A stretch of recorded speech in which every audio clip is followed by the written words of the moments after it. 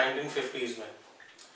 1950s एक ऐसा time था या 1920s एक ऐसा टाइम था जहाँ पे कई ऐसी छोटी छोटी बीमारियां जो आज हम देखते हैं कि हमारे पास इसका वैक्सीन है या फिर हमारे पास इसका ड्रग है, दवाइयां हैं, उस टाइम पे ये भी पैंडेमिक सिचुएशन क्रिएट करती थी। अब जैसे कि आप अभी देख रहे हो कि अभी कोरोना वायरस, जो नोवेल कोरोना वायरस है, अभी तक मेडिकल साइंस के फील्ड में अभी तक इसका वैक्सीन पूरे तरीके से अप्रूव नहीं हुआ। तो आज का जो टॉपिक है ना, वो कुछ बीमारियों से ही रिलेटेड है। आज का जो टॉपिक है वो बेसिकली आप बोर्ड पे लिखा देख रहे हो, जिसका नाम है स्टेम सेल्स, स्तंभ कोशिकाएं। अभी क्या है ये तो मैं आपको बताऊंगा, लेकिन शुरू करने से पहले देखिए, आप में से कई लोग आइंस्टीन होंगे पहले से ही, लेकिन आप ये वीडियो को पूरा देखिए क्योंकि मेंस के पॉइंट ऑफ व्यू से बहुत इंपॉर्टेंट है। नहीं तो आप फिर वही मेंस में लिख के आना कि स्टेम सेल अच्छा है, स्टेम सेल हमारे शरीर में होना चाहिए, हम स्टेम सेल का ख्याल रखेंगे, यही सब लिखते रह जाना। तो पूरा टेक्निकल टर्म क्या क्या है इसमें, यूनिपोटेंट क्या होता है, मल्टीपोटेंट क्या होता है और क्षमता क्या होती है कोशिका की, वो हम पूरी तरीके से जानेंगे। अभी देखो, रिसेंटली क्या हुआ है कि इंडियन गवर्नमेंट ने पूरे तरीके से एडल्ट स्टेम सेल को लीगलाइज कर दिया है। एडल्ट स्टेम सेल का मतलब होता है जो वयस्क स्तंभ कोशिकाएं हैं, उसको पूरे तरीके से मंजूरी मिल गई है। मतलब अब जो कुछ बीमारियां हैं जैसे कि डचन सिंड्रोम, उसके बाद आप फिर देखिए लीवर सिरोसिस, कैंसर के कुछ टाइप्स हैं, इनके लिए हम जो है अब स्टेम सेल का इस्तेमाल कर सकते हैं। अब स्टेम सेल से होगा क्या, तो देखो जनरल क्या है कि अभी इंडिया में एक बीमारी पे सबसे ज्यादा रिसर्च हो रहा है, जो कि है ल्यूकेमिया। ल्यूकेमिया मैंने आपको कई बार बताया भी है और आपने पढ़ा भी होगा कि leukaemia is a type of blood cancer, जो एक प्रकार की कर्क रोग है जो रक्त में होती है। अब इंडियन गवर्नमेंट ने जो एम्स रिसर्च सेंटर है, वहां पे एम्स में अप्रूव किया गया है कि स्टेम सेल का इस्तेमाल किया जाए इसको पूरे तरीके से क्योर करने के लिए। अब स्टेम सेल क्या होता है कि इसको आप इसको बेसिक तरीके से समझिए कि आप जब इसको किताब में पढ़ेंगे तो एक वर्ड या बेसिकली दो वर्ड आपको मिलेगा। इंग्लिश में पढ़ोगे तो अनस्पेशलाइज्ड एंड अनडिफरेंशिएटेड, हिंदी में पढ़ोगे तो अविशेषीकृत और अविभाजित। इतना आपको ना डीप में जाना नहीं है, लेकिन समझना जरूर है। तो देखो, ये जो अनडिफरेंशिएटेड और अनस्पेशलाइज्ड है, अविशेषीकृत और अविभाजित, इसका मतलब तो आप समझ गए हो कि किसी भी चीज में इसका स्पेशलाइजेशन नहीं है। मतलब ये जिस चीज में चाहे उस चीज में डेवलप कर सकता है। और अनडिफरेंशिएटेड का मतलब है कि अभी इसमें सेल डिवीजन हुआ नहीं, इसमें कोशिका विभाजन नहीं हुआ अभी। लेकिन अगर मैं तुमको एकदम सिंपल तरीके से बताऊं तो stem cell simply baby cells होते हैं। बेबी सेल्स का मतलब जब एकदम छोटे होते हैं, लास्ट वीडियो में मैंने आपको बताया था कि सबसे पहली चीज स्पर्म और ओवम के मिलने से जब शुक्राणु और अंडाशय मिलता है तो जाइगोट बनता है। जाइगोट, जिसको हिंदी में मैंने आपको बताया था युग्म कोश होता है। अब ये जो जाइगोट है, इस जाइगोट में कोई भी डिवीजन अभी हुआ नहीं होता, मतलब सेल डिवीजन नहीं हुआ होता, अभी इसमें कोशिका विभाजन नहीं हुआ। यहीं पे जो सेल है जो कि धीरे धीरे चल के क्या होगा, तो एक एम्ब्रियो बनेगा, भ्रूण बनेगा, भ्रूण के बाद इसमें और डेवलपमेंट होगा, धीरे धीरे हम जैसे इंसान बनेंगे। तो यहां से जो कोशिका निकालते हैं, जो इसी को हम बोलते हैं बेबी सेल्स। बेबी का मतलब ये नहीं कि बच्चे के शरीर से, बेबी सेल का मतलब है सबसे छोटा, इन्फेंट। तो आप जो यहां से कोशिका निकालोगे, इसी को हम बोलते हैं स्टेम सेल्स, स्तंभ कोशिकाएं। तो अगर डेफिनेशन की बात करें, मान लो अगर ये क्वेश्चन आ जाता है सिर्फ और सिर्फ आपको सिर्फ एक लाइन में लिखना है, तो आप सिंपली लिख सकते हो unspecialized, undifferentiated and baby cells. Hindi में बोल सकते हो आप अविशेषीकृत, अविभाजित। लेकिन 5 नंबर में आता है और मोस्ट प्रोबेबली और 11 मार्क्स में आता है, या आप यूपीएससी में देखो तो 12.5 मार्क्स का आता है। और यूपीएससी में से क्वेश्चन आ चुका है, रीजेनरेटिव मेडिसिन क्या होते हैं, ठीक है। और अभी रिसेंट का एक टॉपिक है, ये आप जरूर सर्च करना, आईपीएससी, इंड्यूस्ड प्लूरोपोटेंशियल स्टेम सेल्स। ये मैं थोड़ा सा आपको बताऊंगा कि ये होता क्या है। तो हम शुरू करते हैं कि स्टेम सेल क्या होता है। शुरू करने से पहले आपको अगर कोई भी क्वेरी रहा हो, लास्ट वीडियो में कोई भी डाउट रहा है, तो आप प्लीज कमेंट बॉक्स में बताइए। और ज्यादा से ज्यादा कोशिश करो कि आप ये पूरा वीडियो देखकर और इसका एक नोट्स तैयार करो। मैंने पहले ही बोला है कि मैं जितने टॉपिक्स हैं सब पढ़ाऊंगा। सिर्फ ये नहीं होगा कि कभी कहीं से टॉपिक उठाया, कभी कहीं से टॉपिक उठाया, एक सीक्वेंस में ही चल रही है। तो देखो, स्टेम सेल तो आप ये इतना तो समझिए कि स्टेम सेल क्या होता है, बहुत छोटे से, जो बाद में किसी भी चीज में डेवलप कर सकते हैं। लेकिन आपसे पूछेगा ना कि इसके टाइप्स कितने होते हैं, पोटेंशी क्या होता है सेल का। तो देखो, पोटेंशी वर्ड इंग्लिश में इस्तेमाल होता है, हिंदी में इसको बोलते हैं क्षमता। सिंपल सा मतलब है कि अगर मैं 10 किलो का वजन उठा सकता हूँ, कोई छोटा सा बच्चा है वो सिर्फ 2 किलो का वजन उठा सकता है, तो वो उसकी पोटेंशी है, वो उसकी क्षमता है। और अगर मैं 10 किलो का उठा सकता हूँ तो वो मेरी पोटेंशी। वही चीज सेल के भी साथ होता है। कि सेल किस रूप में डेवलप कर सकता है, किस तरह विकास कर सकता है, इसी को हम बोलते हैं पोटेंसी या इसी को हम बोलते हैं क्षमता। तो देखो पोटेंसी के आधार पे अगर आपसे बोलता है कि पोटेंसी के आधार पे आप बताइए कितने टाइप है, तो देखो बहुत जगह आपको ना अलग अलग टाइप लिख के देगा, ऐसा होता है वैसा होता है। मैं आपको एक लाइन में समझाता हूं, बस ध्यान से देखना। 4 टाइप होते हैं, इंग्लिश में भी वही है, हिंदी में भी वही है। सबसे पहला होता है, इसको हम बोलते हैं टोटीपोटेंट। दूसरा होता है जिसको हम बोलते हैं प्लूरीपोटेंट। तीसरा होता है जिसको हम बोलते हैं मल्टीपोटेंट। और सबसे लास्ट होता है जिसको हम बोलते हैं यूनिपोटेंट। टोटीपोटेंट, प्लूरीपोटेंट, मल्टीपोटेंट और यूनिपोटेंट। अब ये क्या होता है, इसको मैं आपको एकदम सिंपल वे में समझाता हूं जो आप बायोलॉजी में पढ़ोगे। सबसे पहली चीज, इनको भूल जाओ और सपोज करो कि हमारे बॉडी में सबसे पहली चीज क्या बनी, इंग्लिश में बनी जाइगोट और हिंदी में बनी युग्मकोश। ठीक, अब बार बार भूल रहे हो कि जाइगोट क्या है, तो फिर मैं बता रहा हूं कि जाइगोट तब बनता है जब स्पर्म मिलेगा, मतलब कि शुक्राणु, और ओवम मिलेगी, मतलब अंडाणु। लास्ट क्लास में मैंने बताया था कि ये भी क्या है, तो ये एक टाइप के जर्म सेल्स होते हैं। जर्म सेल्स मतलब जनन कोशिकाएं।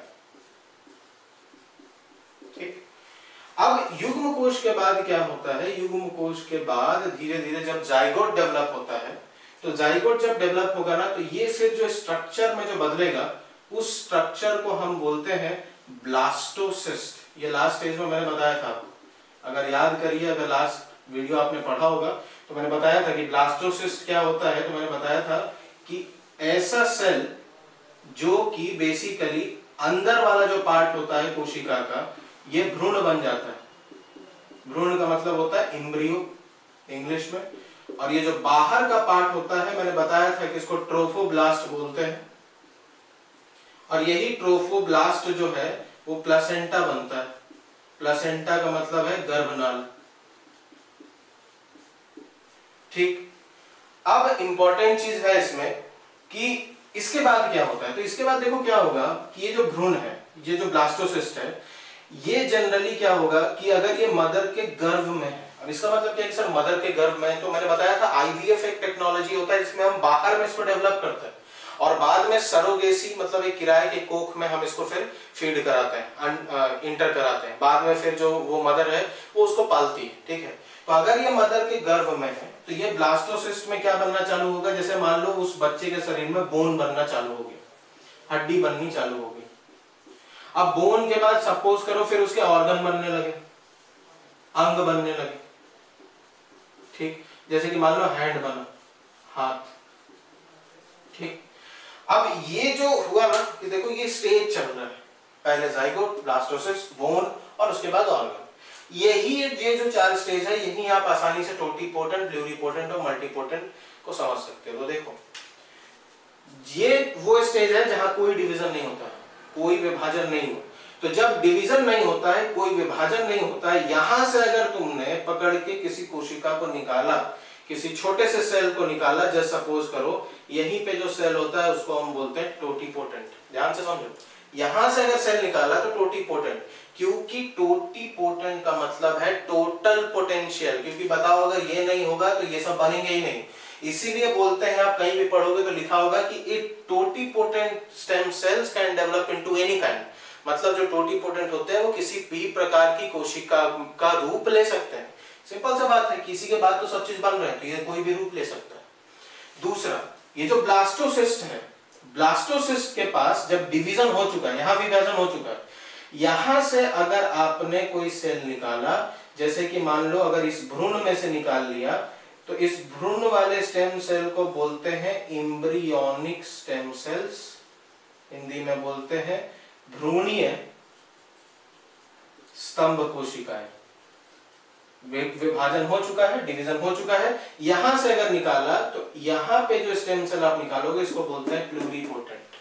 ठीक, लेकिन सर दोनों में क्या फर्क है? तो डिफरेंस ये है कि देखो बेटा, यहां पे प्लेसेंटा नहीं बनता, गर्भनाल अभी तक बनता नहीं है, लेकिन ब्लास्टोसिस्ट में गर्भनाल बन जाता है। तो टोटीपोटेंट हर प्रकार के सेल में डेवलप कर सकता है, ठीक है, सारे के सारे प्रकार है सब में, इवन प्लेसेंटा में भी कर सकता है, लेकिन प्लूरीपोटेंट जो है प्लेसेंटा से नहीं निकाल सकते आप, क्योंकि प्लूरीपोटेंट कहां से मिलता है, सिर्फ और सिर्फ भ्रूण से, एम्ब्रियो से, ठीक। अब इसके बाद जब आप बोन की बात करोगे तो बोन के अंदर आपने पढ़ा होगा अस्थि मज्जा होता है, बोन मैरो होता है। तो बोन मैरो के अंदर से जब आप निकाल रहे हो इंटरनल स्ट्रक्चर, जो शरीर का आंतरिक संरचना है, जैसे लिवर हो गया, मसल सेल हो गया, फिर उसके बाद आप देख लो नर्व सेल हो गया, न्यूरॉन हो गया, यहां से जब आप कोशिकाएं निकाल रहे हो, कौन सी कोशिकाएं, स्टेम सेल, इनको हम बोलते हैं मल्टीपोटेंट। और फिर हाथ है, और हाथ में उंगलियां डेवलप करनी है, तो उंगलियां जो देखो सब अगर देखोगे तो साइज हटा दो पर काइंड तो एक ही है। आप ऐसा तो नहीं कि इसको बोलते हो कि पैर की उंगली और इसको बोलते हो हाथ, बोलते तो हो कि ये सारी की सारी क्या है, उंगलियां हैं। तो अगर उंगलियां डेवलप करनी है, मतलब सिंपल ये है कि सेम फैमिली का, मतलब किसी भी ऑर्गन का सेम फैमिली हो, जैसे आरबीसी, अगर आरबीसी से आरबीसी को ही डेवलप करना है, रेड ब्लड सेल को, लाल रक्त कोशिकाओं को, तो यहां से जो आप कोशिका निकालोगे इसको बोलते हैं यूनिपोटेंट। यही 4 टाइप होता है। अब इसमें समझो कि यहां मैंने लिखा है टाइप्स, किस स्टेम सेल के और जो है कितने टाइप है, तो ये तो पोटेंशियल के आधार पे हो गया, कौन कैसा किस पे डेवलप कर सकता है। अब टाइप्स कितने हैं, कैसे हैं, तो देखो टाइप्स का ऐसा है कि यहां से लेके टोटीपोटेंट से लेके प्लूरीपोटेंट तक जो स्टेम कोशिकाएं होती हैं, जो स्तंभ कोशिकाएं होती हैं, इनको हम बोलते हैं एम्ब्रियोनिक स्टेम सेल्स। ठीक, अभी लिखा था मैंने भ्रूणीय स्तंभ कोशिकाएं, क्योंकि यहां भ्रूण बनता है। जबकि मल्टीपोटेंट से लेके यूनिपोटेंट तक का जो पार्ट है, इनको हम बोलते हैं एडल्ट स्टेम सेल्स। इनको हम बोलते हैं पूरे तरीके से विकसित स्तंभ कोशिका। अब फर्क क्या है, सबसे बड़ा फर्क ये होता है कि ये जो है जितने भी हैं ये रिस्ट्रिक्टेड नहीं होते। रिस्ट्रिक्टेड का क्या मतलब है यहाँ पे, ठीक है, ये सब सारे के सारे अनरिस्ट्रिक्टेड है, पर ये जो कोशिकाएं हैं ये रिस्ट्रिक्टेड।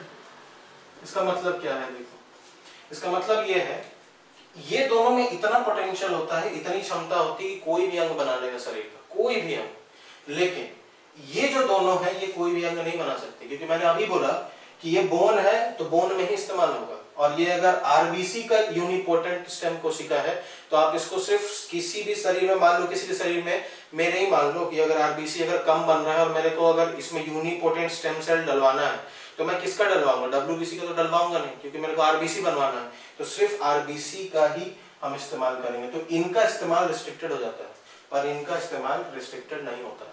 दूसरा, चूंकि ये दोनों ज्यादा पोटेंशियल वाले, दोनों में ज्यादा क्षमता है, इसीलिए अगर आपसे बोलेगा पावरफुल कौन है इन चारों में, तो इन चारों में ऐसे तो सबसे पावरफुल ये है, लेकिन अगर हम बात करें कि टाइप्स में, तो एम्ब्रियोनिक स्टेम सेल जो होते हैं ना वो सबसे पावरफुल होते हैं,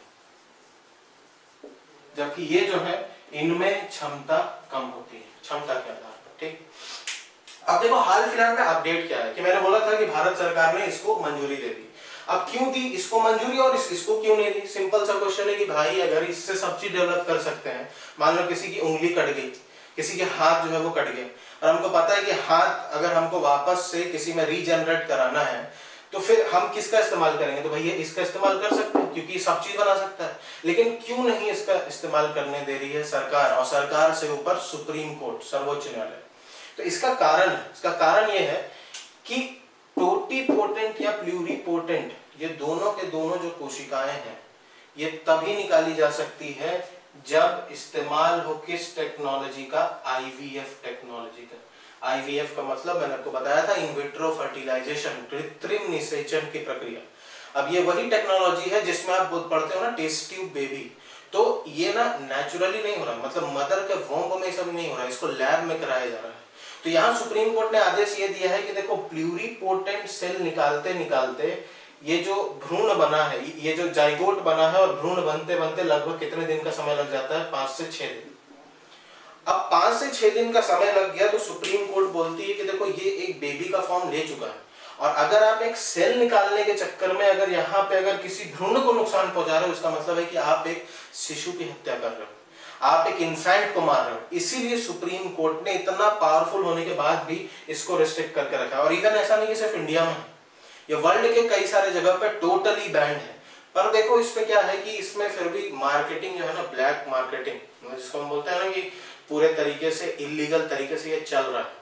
इसीलिए अभी कुछ दिन पहले एक एडिटोरियल आया था द हिंदू में, जिसमें लिखा हुआ था कि stem cell bank grows in India up to $700, ठीक है, $700 मिलियन, कि स्टेम सेल बैंक का जो कारोबार है ना, स्टेम सेल बैंक का मतलब क्या होता है ये मैं आगे बताता हूँ, कि इसका जो कारोबार है वो इंडिया में ग्रो करते जा रहा है। क्यों ग्रो कर रहा है? क्योंकि देखो इसका जो इलाज है ना, वो हम अभी आगे देखेंगे, तो ये बहुत महंगा इलाज होता है, कोई सस्ता नहीं कि 200-300 रुपए में हो जाता है। इसका सिर्फ टेस्ट होता है 4 से 5 लाख रुपए का, बाकी इलाज तो आप छोड़ दो। अब इसके बाद आगे आओ कि स्टेम सेल थेरेपी जो है वो कैसे होता है। एक सिंपल सा एग्जांपल देता हूं। सपोज करो कि मेरी केहूनी में यहाँ पे प्रॉब्लम है और यहाँ पे ना मसल नहीं बन रहा है, यहाँ पे मसल का निर्माण नहीं हो रहा, मांसपेशियां नहीं बन रही। अब क्या हुआ कि पता है, मैं गया डॉक्टर के पास और डॉक्टर ने बोला कि देखो बाकी जगह में जो मसल है ना तुम्हारे बॉडी में, उसमें अभी भी मल्टीपोटेंट या यूनिपोटेंट स्टेम सेल है। अब मल्टीपोटेंट क्यों है? क्योंकि फैमिली सेल डेवलप करता है। फैमिली सेल का मतलब है कि मसल से मसल ही बनाएगा। तो उसने बोला कि देखो हम यहां से निकालते हैं तुम्हारे बॉडी से, और यहाँ पे इस वाले मसल में से जो ये सेल निकाला, ये जो कोशिका निकाली, कौन सी? मल्टीपोटेंट, इसको यहाँ फीड कर देते हैं। तो इसी थेरेपी को हम बोलते हैं स्टेम सेल थेरेपी। सिर्फ ऐसा नहीं कि मांसपेशियों के लिए इस्तेमाल होता है। अभी मैंने शुरुआत में ही बोला था कि सबसे ज्यादा अब स्टेम सेल थेरेपी का इस्तेमाल हो रहा है ब्लड कैंसर को ठीक करने के लिए। तो स्टेम सेल थेरेपी होते हैं कितने प्रकार के? सबसे पहला आपको याद रखना है, एक होता है ऑटोलोगस और दूसरा होता है एलोजेनिक। अब ऑटोलोगस और एलोजेनिक क्या होता है? तो देखो, अगर मेरे बॉडी में स्टेम सेल है, मेरे ही बॉडी से निकाल के मेरे बॉडी में डाल दे, इसको बोलते हैं ऑटोलोगस। और मेरे बॉडी में अब कोई स्टेम सेल नहीं बचा है, मतलब सारे के सारे डिफरेंशिएटेड हो चुके हैं, सब के सब जो है वो विभाजित हो चुके हैं, कोई स्टेम सेल नहीं है, तो मेरे किसी फैमिली मेंबर से लेके अगर मेरे बॉडी में डालेगा तो इसको बोलते हैं एलोजेनिक। ऑटोलोगस ज्यादा अच्छा है क्योंकि इसमें टाइम लगता है कितना? तो सिर्फ और सिर्फ 24 to 48 आवर, 24 से 48 घंटे का समय लगता है।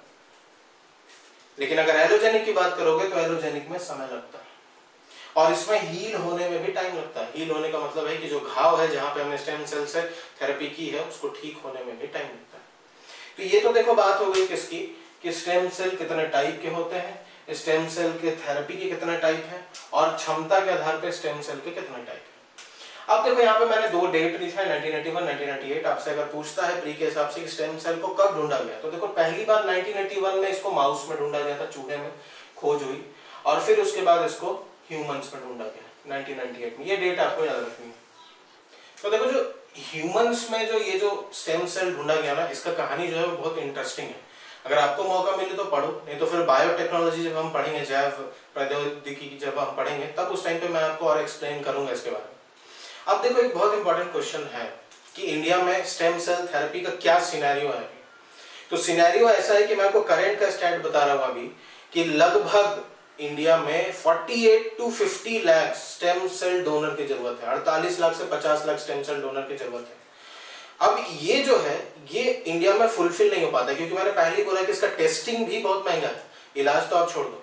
अब इसके लिए क्या होता है कि यहाँ पे फिर भी जब अगर इतने डोनर्स की कमी है, तो फिर भी यहाँ पे ऐसा जो ये कारोबार है, ये ब्लैक मार्केटिंग इसका क्यों हो रहा है? तो देखो वर्ल्ड में अगर हम बात करें अपार्ट फ्रॉम इंडिया, तो बाकी जगह पे क्या है, अमेरिका वगैरह में जो यहाँ पे जहाँ इससे इलाज किया जा रहा है, वहां पे इसकी कॉस्टिंग ज्यादा है।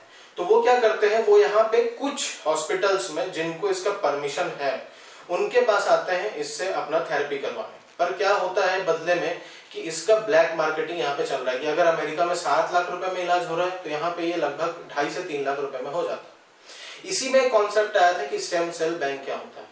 तो स्टेम सेल बैंक वो पार्ट होता है जहां पे कोई भी डोनर अपने स्टेम सेल को देता है, कोई भी काइंड का हो सकता है। तो देखो काइंड का मतलब सिंपल तो ये कि ये तो बैंड है, टोटिपोटेंट और प्लूरिपोटेंट। फिर भी कई आप आए दिन पढ़ते होंगे कि आईवीएफ के कुछ सेंटर पे छापा पड़ते हैं, क्योंकि वो जो है इसको जनरली जो है वो ब्लैक मार्केटिंग के तौर पे करते हैं, जबकि सुप्रीम कोर्ट का सीधा ऑर्डर है कि इसको इस पे आपको प्रयोग नहीं करना है। तो जनरली क्या होता है कि जनरल फिर बचते हैं दो, एक मल्टीपोटेंट और यूनिपोटेंट। तो डोनर क्या करते हैं, मल्टीपोटेंट और यूनिपोटेंट स्टेम सेल देते हैं, और इसको स्टोर करके जहां पे रखा जाता है उसको हम बोलते हैं स्टेम सेल बैंक। अब ये जो स्टेम सेल थेरेपी है, आपसे अगर एक क्वेश्चन पूछता है कि कहाँ कहाँ इस्तेमाल कर सकते हैं, और जनरल फॉर्म में अगर मैं अब पूरा ब्रीफ में बताऊं कि इसका क्या इस्तेमाल है, तो इसका एक सबसे इंपॉर्टेंट इस्तेमाल है रिसर्च। दूसरा, किस फील्ड में, तो जितने डिजीज हैं जिनका अभी तक बहुत हद तक इलाज नहीं आ पाया है, उन सभी फील्ड में। जैसे मैं कुछ डिजीज के नाम बता दूं, सबसे पहला इंडिया में जो अभी इस पे रिसर्च चल रहा है वो है ल्यूकीमिया, मतलब ब्लड कैंसर। दूसरा है डंचन सिंड्रोम। डंचन सिंड्रोम वो होता है जहां पे कोई व्यक्ति का जो ढांचा है शरीर का वो कुछ टेढ़ा मेढ़ा होता है, मतलब मस्कुलर प्रॉब्लम होता है उसको। थर्ड है लीवर सिरोसिस। लीवर सिरोसिस वो बीमारी है जिसमें बेसिकली अगर आप देखोगे तो ज्यादा अल्कोहल कंजम्पशन से जो लिवर है वो खराब हो जाती है, जो बाद में आगे चल के लिवर कैंसर में बदल जाती है।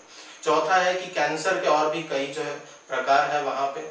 और पांचवा है कि आपको आश्चर्य होगा कि इससे डायबिटीज 1 और डायबिटीज 2 को भी ट्रीट किया जा सकता है। और कुछ छोटी छोटी बीमारियां हैं, जैसे कि अगर हम बोलते हैं सपोज करो नी रिप्लेसमेंट करवाना है, ये अभी बहुत चलन में भी है कि किसी की जो घुटने में जो हड्डी होती पैटेला वो खराब हो गई, वो डेवलप नहीं कर पा रही है, तो वहां पे मान लो अगर हम उसके दूसरे नी से अगर स्टेम सेल निकाल लें, स्तंभ कोशिकाएं निकाल लें, और उसको अगर हम लेके वापस से किसमें डालते हैं, उसके दूसरे नी में जो खराब है, तो इसको हम जनरल फील्ड में रीजेनरेटिव मेडिसिन थेरेपी बोलते हैं। तो होप करता हूं कि जो पूरा स्टेम सेल है अब आपको आइडिया हो गया होगा। तो कोई अगर इससे रिलेटेड डाउट है या क्वेरी है तो वो आप कमेंट बॉक्स में लिख सकते हैं। नेक्स्ट वीडियो में हम फिर जो है आपको मिलेंगे, पर उससे पहले आप इस चीज़ का ध्यान रखिए कि जो भी मैं पढ़ाते जा रहा हूँ आप इसको एक पूरे तरीके से नोट्स बनाइए और ज़्यादा से ज़्यादा वीडियो को शेयर करिए अगर आपको अच्छा लगे तो, और लाइक भी करते जाइए। फिर मिलेंगे नेक्स्ट वीडियो में इसके बाद का जो नेक्स्ट टॉपिक होगा उसके साथ। तब तक के लिए थैंक यू।